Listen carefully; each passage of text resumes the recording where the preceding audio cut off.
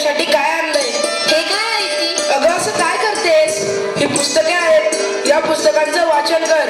इश्श, आता ह्या वयात कसं वाटेल ते? हे बघ सावित्री, तू मला लग्नाच्या वेळेस वचन दिलं होतंस, आता नाही म्हणू नकोस. हे तुला करावंच लागेल. आजपासून तुझा अभ्यास सुरू. अहो, पण लोक काय म्हणतील? किती बदनामी होईल आपली. लोक तू करतील आपल्यावर. स्त्रिया या घरातल्या कामातच बऱ्या वाटतात, असं बाहेर जाऊन नाही हो. बरं असू द्या, ही पुस्तके राहू द्या बाजूला, मला लय काम आहेत.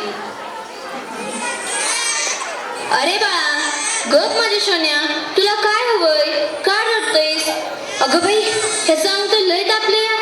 हे पण घरी नाहीत, आता मी काय करू?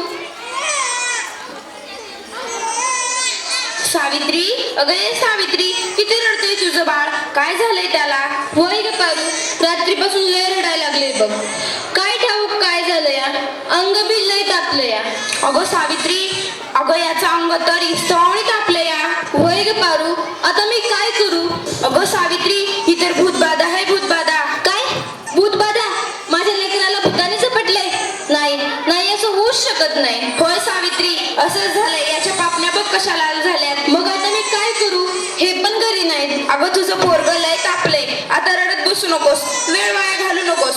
आपल्या गावाबाहेर मांत्रिक बाबा आले, लय जालीम उपाय करतात ते, त्यांच्याकडे घेऊन जा त्याला.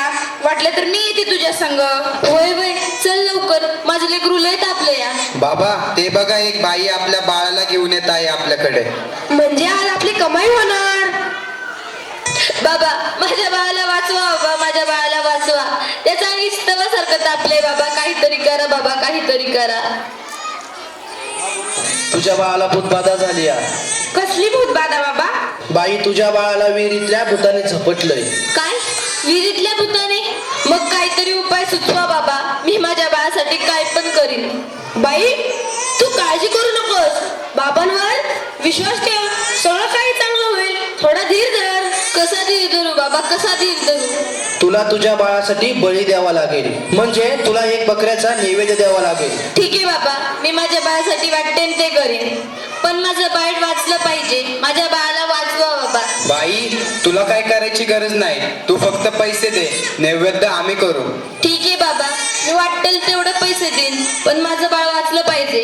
हे घे अंगारा, दिवसातनं 2 वेळेस लावत जा बाळाला. बाबा की जय हो, बाबा की जय हो. बाबा बोले, बाबा बोले.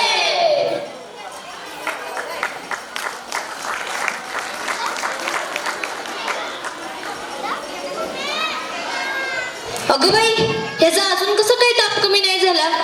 काल बाबाकडे जाऊन पण काय बी फरक पडला नाही. अगं किती रडतोय तो, तुला किती वेळा सांगितलंय त्याला दवाखान्यात घेऊन जा म्हणून, पण तू काय माझं ऐकू नकोस.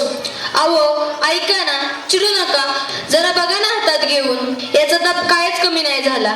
जरा बघा ना याला काय झालंय ते. त्यावेळी तुला किती वेळा सांगितलं की घरात प्रसूती करू नकोस म्हणून. अशा वेळी एका आईचं आणि बाळाचं दवाखान्यात असणं किती महत्वाचं असतं, माहित आहे का तुला? अहो, पण पुरुषाच्या हातून प्रसूती करताना लाज वाटते. कसं वाटतं ते? त्यावेळेस दवाखान्यात कुठल्या महिला डॉक्टर पण नव्हत्या, मी कशी करणार होते प्रसूती? अगं याचं अंतर तव्यासारखं तापलंय, अशी कशी गाफील असतेस तू? अहो, मग काहीतरी करा ना.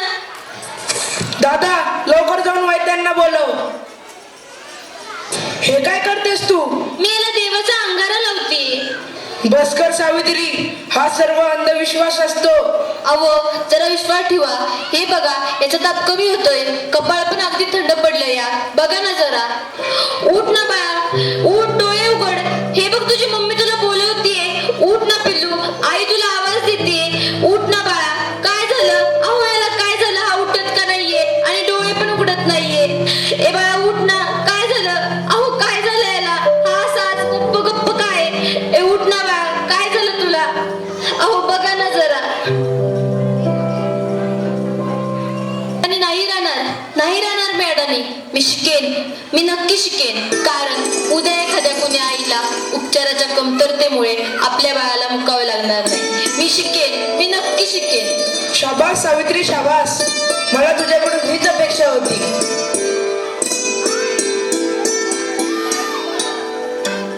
अगं बाई, मला माहितीच नव्हतं सूर्य हा पृथ्वीच्या गोल फिरतो. पृथ्वीच्या गोल फिरत नाही, पृथ्वी सूर्याभोवती फिरते. समजलं? चल गावंढळ. तुम्ही मला सारखं सारखं गावंढळ म्हणत जाऊ नका हो. लाज शरम सगळी विकून खाल्ली आहे या सावित्रीने. कलियुग आहे रे बाबा, कलियुग. उद्या डोक्यावर मिऱ्या वाटेल तेव्हा कळेल या सुमंत्रावांना. असं कोणी आपल्या बायकोला शिकवतं का? सगळं जग नष्ट होईल, बघत राहा तुम्ही. काय झालं? या समाजाला घाबरलीस की काय? हे तर तुला आयुष्यभर सहन करावं लागणार आहे.